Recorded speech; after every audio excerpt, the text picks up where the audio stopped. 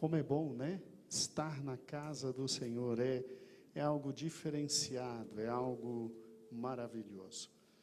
Eu estava essa semana estudando, né?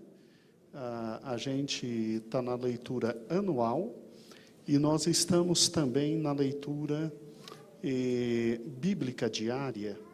E de forma muito interessante, eu estava essa semana recordando, porque nós lemos tanto 1 Samuel quanto 2 Samuel. E ali você tem literalmente praticamente toda a vida de Davi. E aí quando você entra ali no livro de 1 Crônicas, aí você tem o finalzinho da vida de Davi e, obviamente, os seus filhos. E eu achei interessante, irmãos, muito interessante, a palavra do Senhor, quando a própria palavra do Senhor faz o resumo de toda a vida de Davi. E é interessante, realmente é interessante. E esta noite nós desejamos que o Senhor fale ao nosso coração. Já oramos, mas nós vamos orar mais uma vez. Senhor meu Deus, muito obrigado pela alegria que nós temos de estar na Tua casa. Muito obrigado, Senhor, pela felicidade que temos de estar em Tua presença. Tu és o nosso Deus, Tu és o nosso Senhor em quem nós confiamos. Tu és o Senhor da nossa vida, o Senhor da nossa alma. E nós cremos, Senhor, que simplesmente Tu estás conosco. Tu, Senhor, nos trazes a este local para a glorificação e exaltação do Teu nome. E nós queremos Te agradecer pelo fato de conosco Tu estares, e nós louvamos o Teu nome para todo sempre. Amém e amém. Podeis assentar, irmãos, louvado seja o nome do Senhor Jesus. Eu estava pensando, obviamente, depois de estarmos juntos ali, na querida leitura diária, não é? Na querida leitura diária, e na leitura anual, o quanto a vida de Davi, ela é significativa, ela é fundamental para os nossos dias e para as nossas almas. E analisando toda a vida de Davi, é interessante que quando você pensa em tudo aquilo que ele foi, em tudo aquilo que ele realizou, em tudo aquilo que ele se propôs a realizar, em tudo aquilo que ele foi impedido de realizar, você tem um homem de uma significância espiritual altíssima, grandiosa. É interessante que quando ele, antes de dar o reino a Salomão, ele olha para o filho dele e ele diz: ó, meu filho, você vai herdar tudo, mata aquele, retira a vida daquele, coloca aquele outro, não deixa aquele outro ir em paz para a sepultura. Ele já deu todas as ordens dos que tinham que morrer, dos que tinham que viver, o que Salomão tinha que fazer. Ele disse: ó, já separei tudo para a construção do templo. E olha para o filho dele e diz: meu amigo, ó, ser homem, não que Salomão não tivesse cacuetes masculinos, ou muito menos que Salomão não fosse homem. Mas é aquela palavra do pai para o filho que diz assim: meu amigo, seu homem, vai, faz e realiza aquilo que você tem que realizar, e o Senhor será contigo. E aí a palavra de Deus diz que ele falece, ele morre, ele simplesmente vai à presença do Senhor. E eu fiquei meditando esta semana, né? Que homem grandioso foi Davi. Que homem grandioso foi Davi. Como Davi e a sua vida falam ao nosso coração. Como ele é referência simplesmente para tudo o que estamos vivendo neste momento, se não vejamos. Pense comigo um pouquinho esta noite. Quem era Davi? O que fazia Davi? Quais eram seus pressupostos? De onde vinha e sua família? Segundo a palavra de Deus, Davi era o último dos filhos de Jessé. Ele aparece na narrativa bíblica de forma muito interessante depois que Saul coloca as mãos pelos pés. E Saul começa dia a dia desagradar ao Senhor, fazendo exatamente aquilo que o Senhor não tinha aprovado, ou desejado, ou mandado. Hoje cedo, na escola bíblica dominical, o pastor Elias, inclusive, mostrou uma das consequências de Saul, né? Pelo fato de Saul não ter simplesmente aniquilado todos os amalequitas, como Deus tinha determinado, sobra alguém, e simplesmente esse alguém, muitos anos depois, tenta aniquilar todo o povo de Deus. E aí, se não é a misericórdia do Senhor e simplesmente a coragem da rainha Ester, aquele povo poderia ser literalmente aniquilado.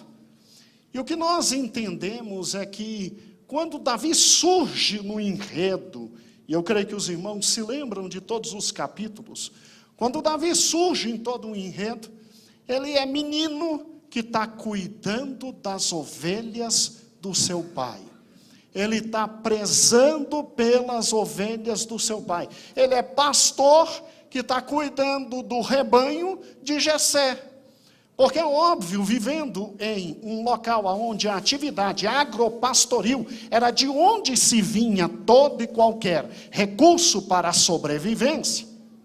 Então é óbvio que Davi, ele era o menor da casa, e como menor da casa, ele não tinha alguns privilégios que os irmãos mais velhos tinham, né?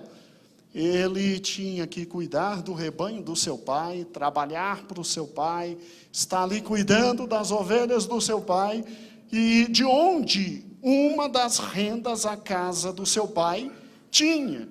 E o que é interessante, meus amados irmãos, é que esse menino, que é essencialmente pastor, ele de alguma forma, ele tem, amados irmãos, um relacionamento com Yahvé, com Deus de Israel.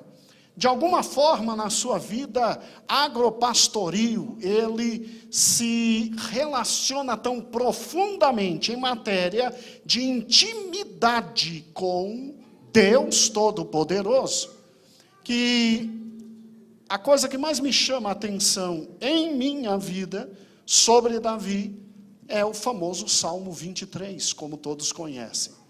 Eu creio que todos sabem até de qual o Salmo 23, e o que me traz estranheza é exatamente o seguinte: há entre os intérpretes da palavra de Deus exatamente uma briga muito grande, se esse salmo tinha sido escrito literalmente quando ele ainda era pastor, ou se esse salmo é escrito no final da vida dele, quando na maturidade maior da sua existência, ele refletindo sobre o seu relacionamento com Deus, ele vem e escreve o Salmo 23.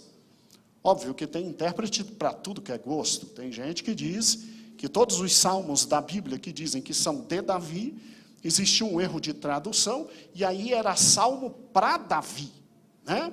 Porque lá no radical hebraico há uma briga, né? Se isso, se aquilo.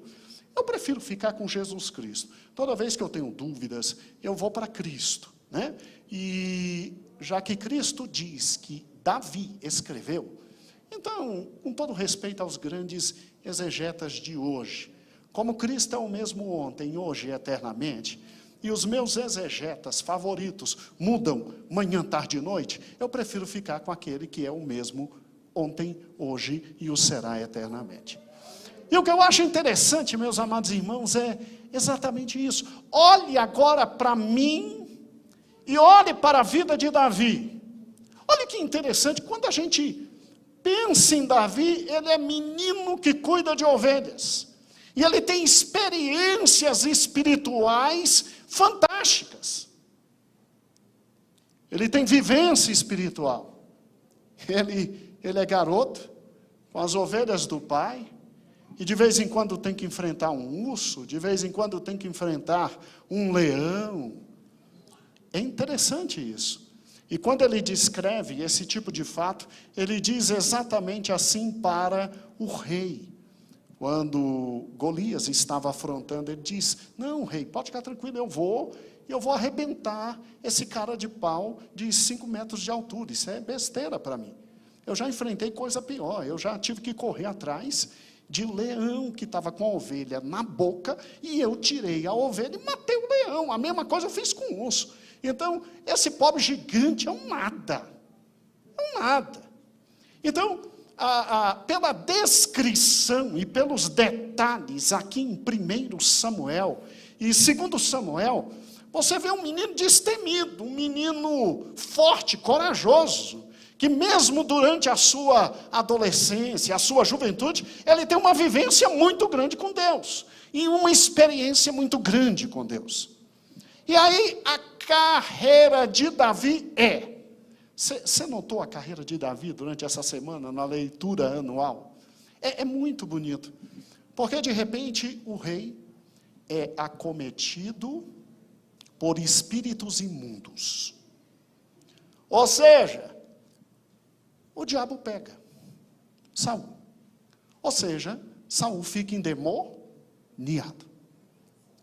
Por quê? Porque Saul tinha errado tanto, desprezado tanto a presença do Senhor, tinha feito tanta lambança diante das ordens do Senhor, porque aquela velha história, né? Deus mandou isso, mas tem tanta coisa boa no que Deus mandou arrebentar. Não, eu vou fazer do meu jeito. É aquela velha história. Vai fazendo do seu jeito, vai se afastando da palavra de Deus. Vai fazendo do seu jeito, vai se afastando da palavra de Deus. Depois que é tomado por demônios, aí não sabe por que alguém que se dizia da presença de Deus, por demônios ser tomado.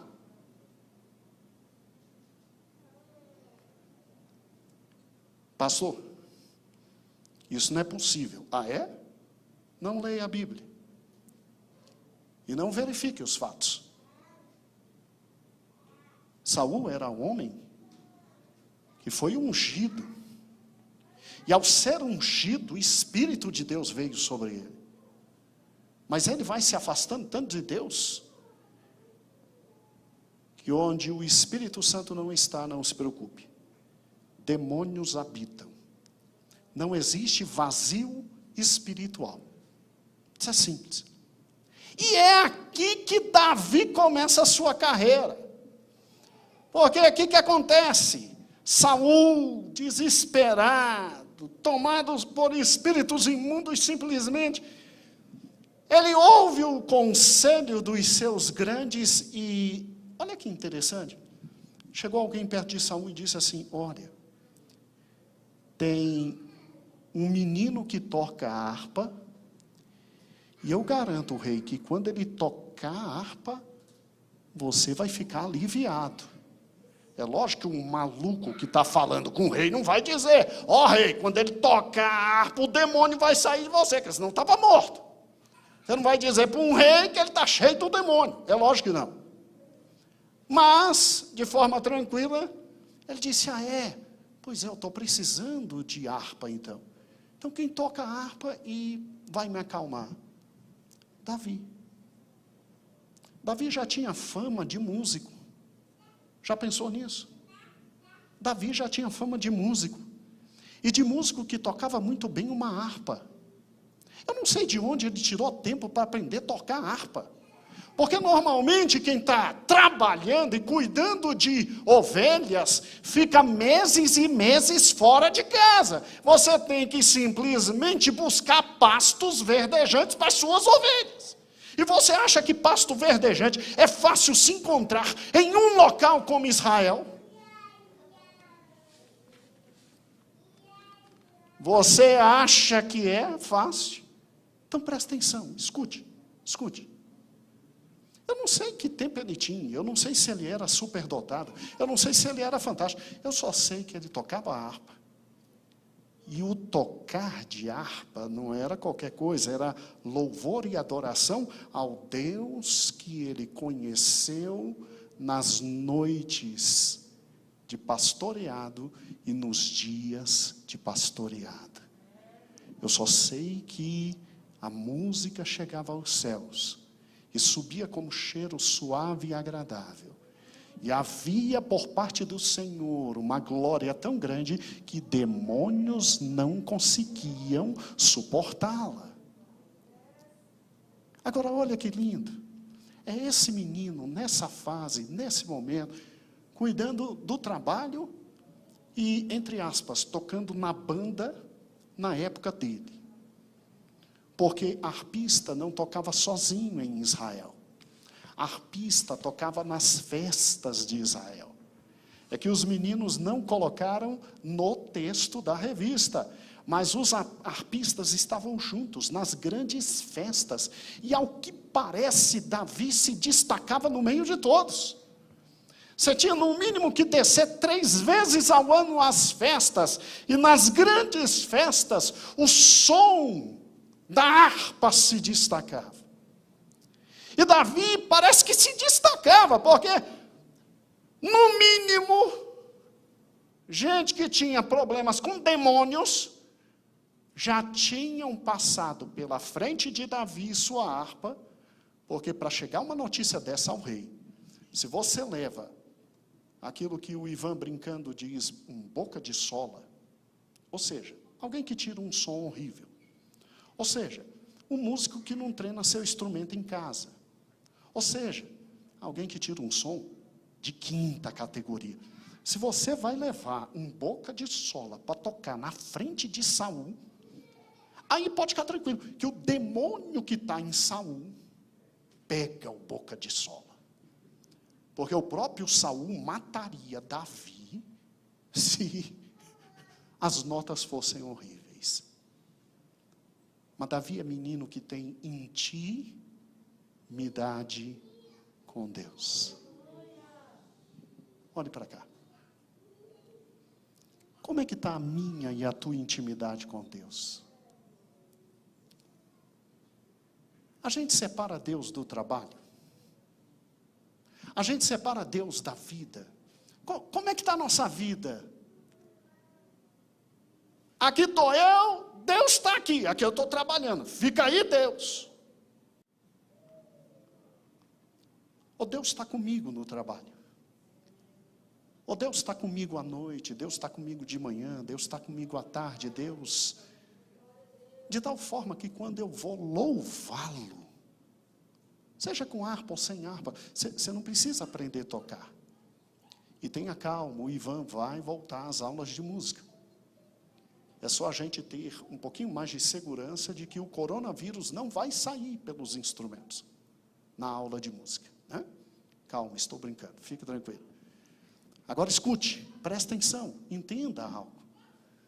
De tal forma que parece que a vida de Davi com Deus era uma vida tão sublime, de comunhão, que simplesmente Davi, no momento que adorava ao Senhor, os céus recebiam. Mas o menino cresce. Vocês já leram ou recordaram na leitura diária que Saul gostava tanto dele, que ele ia e vinha. Lá de Belém, onde estava seu pai, aí ia onde estava Saul. E Belém, Jerusalém não era tão longe, às vezes Belém, Siló não era tão longe. E ele vinha e ia. Sabe por que ele ia e vinha? Segundo a palavra de Deus, ele tinha que cuidar do rebanho do pai e voltava para tocar para Saul. De tal sorte que Saul começou a ter uma relação com ele, que ele virou o pajem de Saul. Sabe o menino que leva nos filmes o estojo de guerra E ele vai mais ou menos assim, ó, cambaleando, mas levando o estojo de guerra. Às vezes é fortinho e tal, leva, para que o combatente pegue as armas e lute. A Bíblia diz que Davi se tornou pajem de guerra de Saul. Que olhar é esse? Você não está lendo a Bíblia diariamente? Eu não vou mostrar o texto, não. Tu vai achar. Recorde essa semana. Pajem de guerra. Menino que levava a espada. Menino que levava o armamento. E olha que lindo. Ainda tinha que sair e cuidar do rebanho. E cuidava do rebanho e voltava. Aí ele já está crescendo. Você vai ver já já o que é um rei e como a gente não significa nada diante do rei. Vamos lá. Chegou o personagem Golias. Chegou o momento de Deus exaltar Davi. Porque Deus já tinha ungido Davi rei de quê? Israel. E Davi caladinho. Samuel, quando foi ungir, teve que traçar toda uma organização de falsidade para enganar Saul, que estava com medo de Saul matar. Pediu até conselho a Deus como é que passava a perna em Saul. E um dos primeiros textos na Bíblia, Deus ensinando como é que se passa a perna num rei. Fantástico o texto, mas fantástico. E o que eu acho interessante é, Davi já era rei. Davi já era escolhido. E Davi fez questão de viver um bom tempo como pajem de Saul e pastor de o quê? Até que um dia um filisteu, o próprio nome já ajuda, filisteu, simplesmente vem, tem homem para lutar comigo não, para que a gente guerrear? Vamos lutar só eu e o melhor de vocês, porque quem era o melhor deles? Quem era o melhor deles? Saul. Golias por parte dos filisteus, Saul por parte dos judeus. Saul era o maior, o mais forte, o grandão, o que se destacava, e estava dentro da tenda dele, morrendo de medo. Há um termo moderno que os meninos usam, mas é muito feio. Mas é exatamente isso. Agora escute, olha que fantástico. Davi está vindo da casa do pai dele, não porque Saul tinha chamado, mas porque o pai disse, ó, vai lá, eles estão na guerra, vê como é que está. Leva inclusive queijo para o capitão, que aí você compra o amor do capitão. Olha que fantástico. É igualzinho o mundo de hoje. Leva um queijinho para o capitão, aí você consegue ter acesso a teus irmãos e tal. Aí ele chega, conversa com os irmãos, como é que vocês estão e tal. Nesse mesmo momento vai chegando Golias e toda aquela afronta que você já sabe. Davi se revolta, Davi diz, quem é esse incircunciso, quem é esse palhaço, quem é esse louco para afrontar o exército do Senhor? E o problema, o exército do Senhor todo morrendo de medo de Golias. E um pirralho, muito bonito, Davi era bonito, era formoso, era ruivo, a Bíblia diz, mas pirralho, eu vou lá. Os irmãos já pegaram ele, já tentaram colocar no devido espaço. Coisa, tu não vai, você vai ficar aqui, coisa. Você não foi feito para isso. Eu vou. E aí, o menino que já estava revoltado se assanha, porque quando soube que Saul tinha prometido, primeiro, a filha dele, e Saul era bonito. Gente, era um homem muito bonito, segundo a palavra de Deus. De Saul não podia vir mulher feia, não. Então, primeiro prêmio, mulher bonita. Segundo prêmio, a mulher bonita, filha do rei. Meu amigo, você quer mais o quê? É o kit. Mulher bonita e com dinheiro. É mulher bonita. E você não precisando mais trabalhar. É mulher bonita. E você só precisando bajular o sogro. É só isso. E sogra é bicho fácil de bajular, pode ficar tranquilo. Presta atenção. Rápido você conquista o coração do velho. Agora presta atenção, sabe qual é o melhor? O rei tinha prometido que simplesmente além da filha e da posição, não ia pagar imposto nunca mais. Nem ele, nem a sua descendência. Quer coisa melhor? Nada de imposto de renda, nada de PVA, nada de IPTU, nada de SS. Sabe, o dinheiro é só seu. Isso é o céu. Isso é o céu. É o kit antegozo do paraíso. Porque, venhamos e convenhamos, você está na casa do rei, comeu o que há de melhor. A filha do rei é sua esposa, a mulher é bonita e tu não paga imposto. Só tem uma coisa melhor do que isso na face da terra. É o céu. É a esperança do céu. E aí o que acontece? Acontece o seguinte, o menino que já estava assanhado e revoltado, agora diz, é agora. O que eu achei estranho, hoje à tarde eu fiz questão de ouvir de novo toda a narrativa, porque alguns pontos a gente lê, a gente diz, não, eu estou lendo errado, deixa eu ouvir. O que eu achei estranho é que simplesmente Davi se apresenta perante o rei.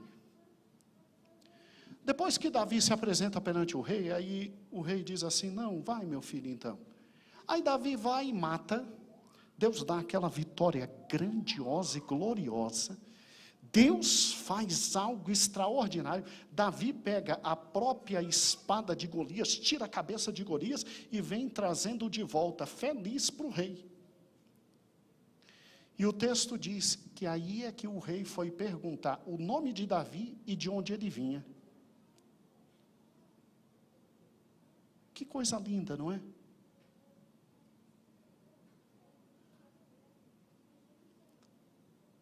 Os reis da terra não conhecem a gente. Davi se preocupou com isso? Não. Aí imediatamente o rei traz Davi para o seu lado, e aí Davi deixa de ser pajem, para ser um dos comandantes de um dos exércitos de Israel. Davi agora é um homem de guerra. Davi agora sai para as batalhas do Senhor. E a palavra de Deus diz que Davi era um homem muito inteligente e pacato. Davi não entrava em fria, Davi conhecia a geografia do lugar, Davi conhecia toda a geomorfia, Davi conhecia todo o espaço físico, Davi sabia como atacar, e a coisa ficou tão feia que Davi prosperava e Davi era amado, não só por seu exército, mas por todo Israel. E aí o problema, a mulherada me abre a boca. Como assim, pastor? Davi entrava, aí a mulherada, Saul feriu milhares, Davi feriu 10 milhares. Podia ficar de boca calada, né? Podia só fofocar em casa, mas tem que gritar na frente de todo mundo. Aí me grita na frente de todo mundo, a mulherada, óbvio de olho em Davi, ninguém vai gritar à toa. Mas pastor, a maioria era senhoras já vividas, sim, elas tinham filhas. Ninguém grita à toa. Entra em Saul um espírito de ciúme. Escute o que eu vou te falar. Saul passou exatamente 8/10 do tempo do seu reinado. Sabe o que é 8/10? 8/10. Caçando Davi, para matar Davi. Eu estava fazendo os cálculos. Caçando Davi para matar Davi. Quer dizer, Saul poderia fazer ainda muito mais. Mas ele caça Davi. Ele sabe que Davi vem para tirá-lo do poder. E aí aquele corre, não corre, pega, não pega, pega, corre, corre, pega. E Davi se esconde. E Davi tem que chegar um momento da sua vida que ele tem que ir para os filisteus. Quando ele vê que os filisteus vão matar ele, se finge de doido. O rei filisteu olha assim e diz assim, não basta doido, os doidos que eu tenho aqui não. Me trouxeram mais um. Aí Davi foge, vai para um local estratégico chamado a gruta, de Adulão. Ali, todo mundo que estava endividado, que não tinha casa, que não tinha onde morar, que estava arrebentado, que Saul arrebentou a vida por completo, por causa dos impostos e etc., foram atrás de Davi, e ali Davi tem o seu grande exército de 400 homens, absolutamente jogados na rua por Saul. Interessante como Deus coloca oportunidades para Davi matar Saul. Davi prova a Saul que poderia matá-lo, não mata. Saul vem, Saul beija, Saul chora, Saul se arrepende. 20 minutos depois está atrás tentando matar Davi. Até que Saul morre e Davi chora.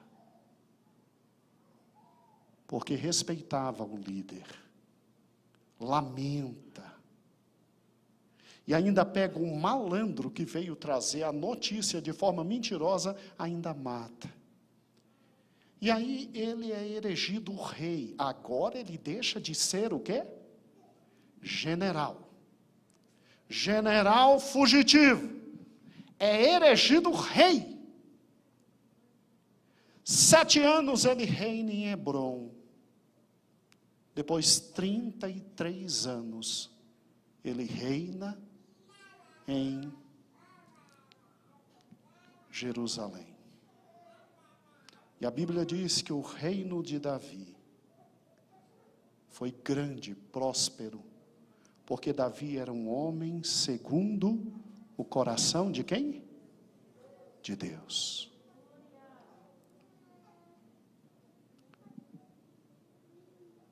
Agora escute um texto bíblico muito difícil. O Senhor é o meu pastor. Nada o quê? Me faltará. Vamos juntos? Deitar-me faz em verdes pastos. Guia-me o quê? As águas o quê? E refrigera o quê? Guia-me pelas veredas por amor o quê? Ainda que eu ande pelo vale da sombra e da morte, eu não temerei mal algum, porque tua vara e teu cajado me consolam. Tu preparas uma mesa na presença dos meus inimigos e unge minha cabeça com óleo, e o meu cálice se transborda. Certamente que a bondade e a misericórdia do Senhor me seguirão, o quê? E habitarei na casa do Senhor por longos dias. Quando Davi escreveu esse salmo? Foi quando era um pastor? Foi quando era um general? Ou foi quando já estava na maior maturidade do seu reino? Não se sabe ao certo. Se foi quando pastor, então, amados irmãos, que menino prodigioso. Se como general, então, ele consegue tirar forças de toda a perseguição que passava, e aí ele sentia, literalmente, a presença do Senhor. Mas se quando o rei, com tudo estável, no melhor da sua existência, então, ele pode tirar a conclusão mais séria da vida dele, de que ele não passava de ovelha, e de que ele era um milagre nas mãos do pastor.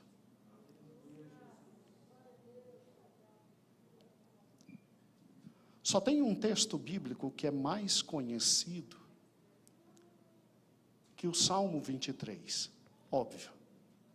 Pai nosso que estás nos céus, santificado seja o quê? Vosso nome, venha a nós vosso reino. Sim, só o Pai Nosso é mais conhecido que o Salmo 23. Mas até aqueles que nada têm a ver com a palavra do Senhor e nada creem, ainda olham para o Salmo 23 e sabem recitar.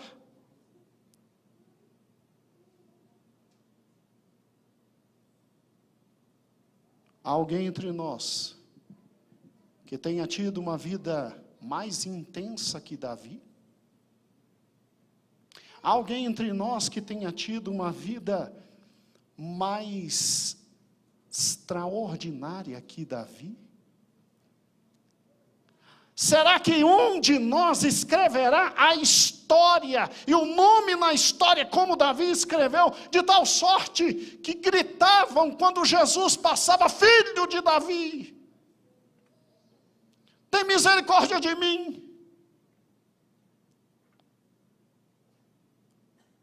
Será que metade de nós consegue viver metade do sofrimento desse homem?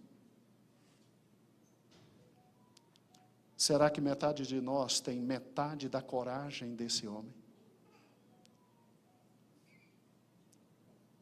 A suma da vida dele não foi o poder que Deus lhe deu, lhe tornando o maior rei de Israel de todos os tempos. A suma da vida dele não foi a habilidade extraordinária de vencer inimigos como o maior general de guerra que Israel já teve. E é incrível, incrível, incrível, quando simplesmente o sacerdote é chamado pelo rei, porque deu a Davi e seus homens os pães da propiciação. Simplesmente o sacerdote diz: olha, não tem ninguém mais fiel, gentil, leal a ti, Saul, que não Davi. O Senhor é com ele, pela mão dele o Senhor te dá todas as vitórias.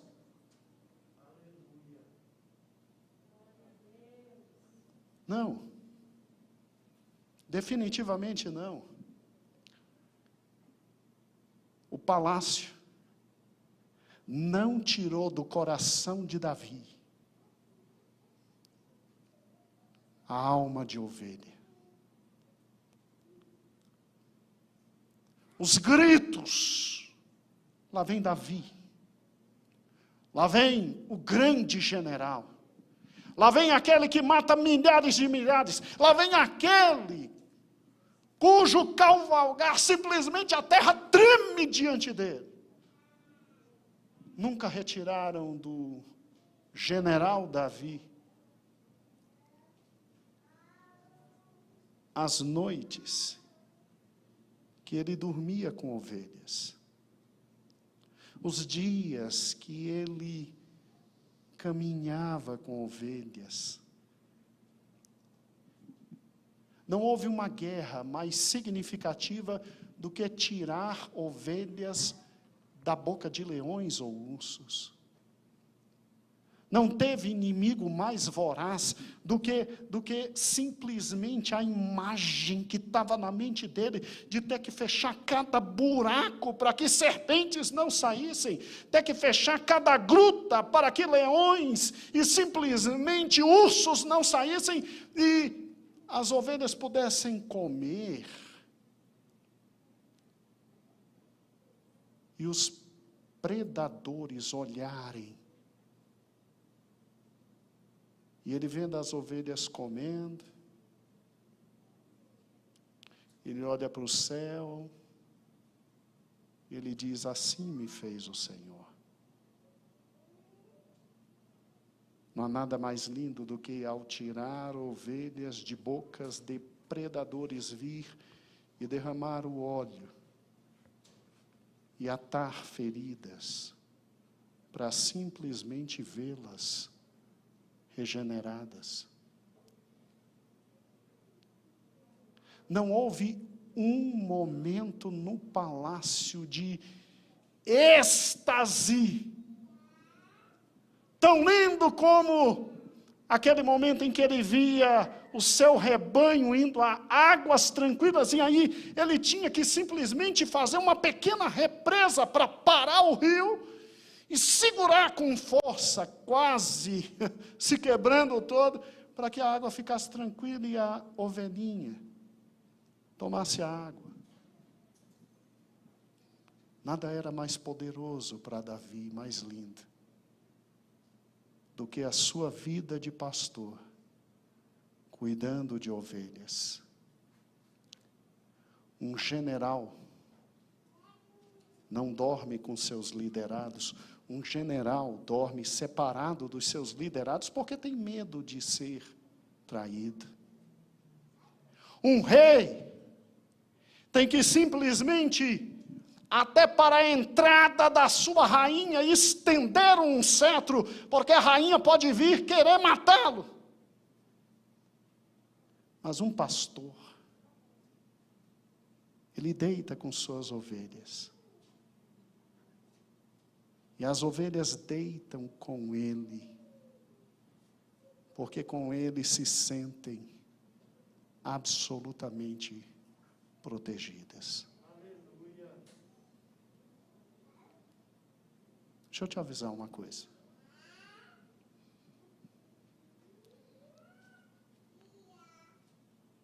Davi não é a última ovelha do grande rebanho.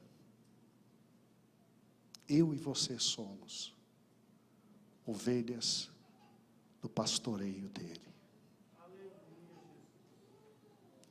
Davi não é o único que tem o direito de se sentir protegido, amado, querido, afagado, absolutamente nutrido. O pastor é pastor de todos.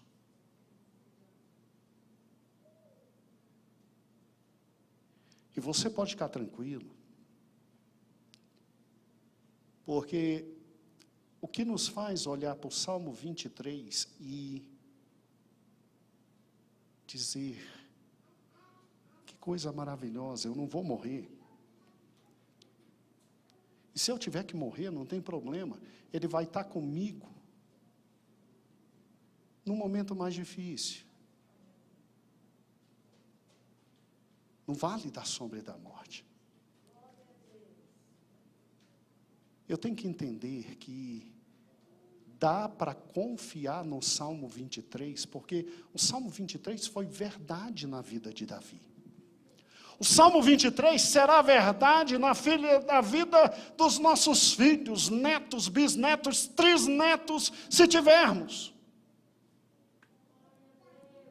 Sabe por que foi verdade e será verdade? Por causa do pastor,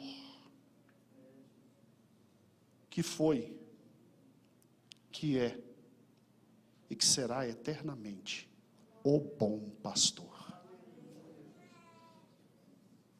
Nele não há variação, nele não há sombra de mudanças, nele não há relativismos, nele não há vontade uma hoje, vontade outra amanhã. Ele é o mesmo ontem, hoje e eternamente. É na confiança da fidelidade e da imutabilidade dele que nós temos que nos apegar agora. Nós temos que nos apegar agora, porque Ele é o pastor. O Salmo 23, ele não foi só verdade, não será só verdade, ele é verdade. Ele é para hoje. Ele é para esse momento de pandemia. Porque o pastor é hoje também pastor. Eu estava pensando nisso. Se Davi escreveu esse salmo no início da sua carreira, então ele deve ter repetido isso tantas vezes, né, Ivan? Oh, agonias que esse homem passou.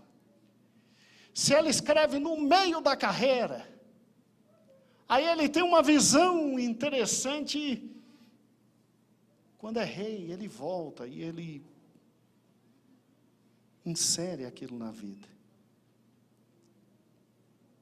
Mas se ele escreve esse salmo no final da existência dele, então ele está dizendo algo que é fundamental para mim e para você. Nada é mais profundo que o relacionamento entre pastor e ovelhas. Mas a pergunta fica: eu sou ovelha? Eu me subordino ao pastorear dele? Ele é meu pastor?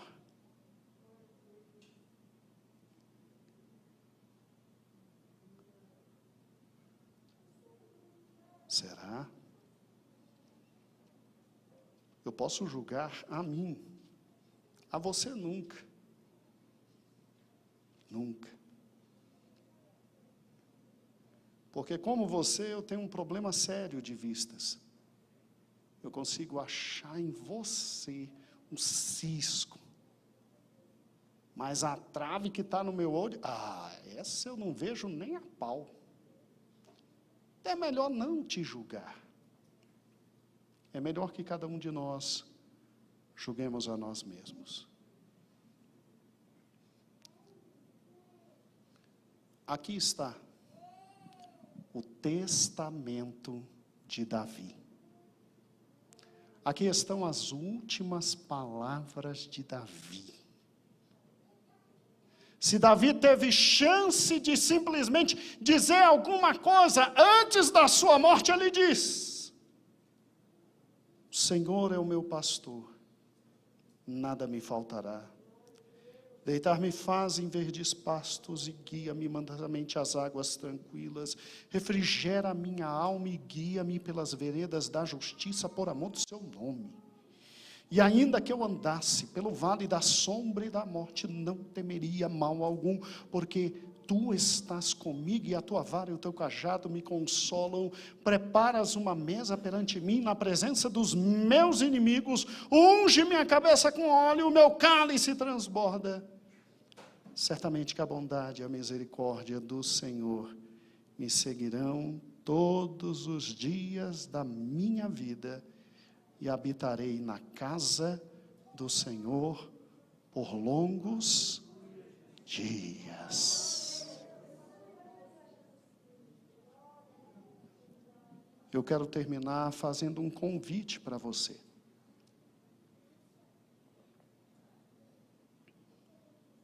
Em maio, começa a nova revista da Escola Dominical. E em maio, abril, tô louco. Maio, junho, julho, nós vamos estudar o Salmo 23. Eu te convido cada manhã, de cada domingo. Vamos entrar aqui dentro. Vamos ir a fundo aqui dentro. Vamos ouvir o que o Senhor falará conosco. Senhor, meu Deus, muito obrigado pela tua palavra. Obrigado pela tua palavra. Ela é simplesmente encantadora. Ela é maravilhosa. Ela é poderosa. Ela é pujante. Senhor, quanta gente já esqueceu que tu és o pastor. Quanta gente já esqueceu que há um redil. Quanta gente já esqueceu, Senhor, que em Ti nós podemos confiar. E que, Senhor, independente do momento, Tu não deixas de ser o bom pastor, porque Tu és o mesmo ontem, hoje e eternamente. Em Ti não há variação, não há mudança. Senhor, aqui está o testemunho de um dos maiores homens que já viveu na Tua presença e disse: não há relação mais profunda de qualquer ser humano a não ser essa de ser ovelha diante do grande pastor.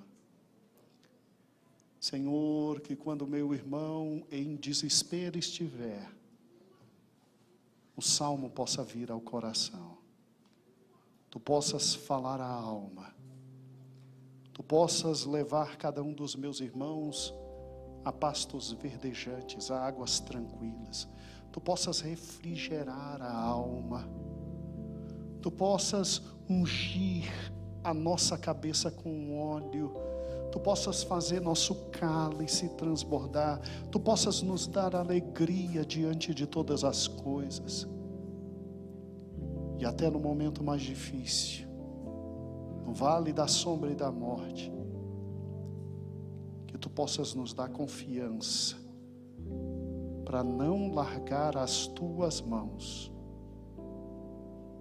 porque Tu és o bom pastor, e nós louvamos o Teu nome. Amém e amém. Você já conhece o nosso canal do YouTube?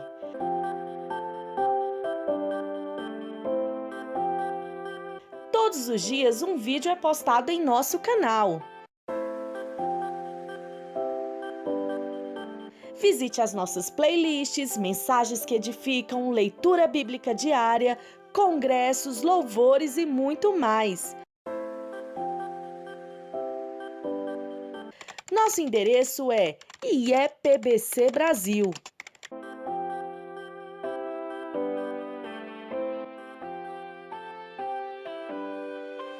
Ah, e não se esqueça de se inscrever, deixar o seu like, ativar o sininho, pois dessa forma, cada vez que postarmos um vídeo, você será avisado.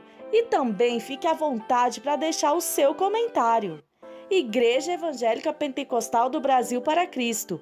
Compromisso com Deus e Sua Palavra.